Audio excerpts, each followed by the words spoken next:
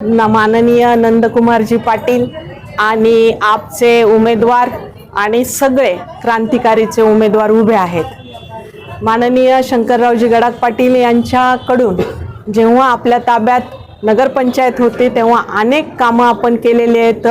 Paving block, रस्ते, मंदिरांचे सुशोभीकरण, हा बाजारतळ आणि CCTV कॅमेरा आणि शेजारच्या गाव दळणवळण व्यापाऱ्यांसाठी जास्त व्हावं म्हणून शेजारच्या गावांचे रस्ते, पाणी योजना अनेक झाल्या।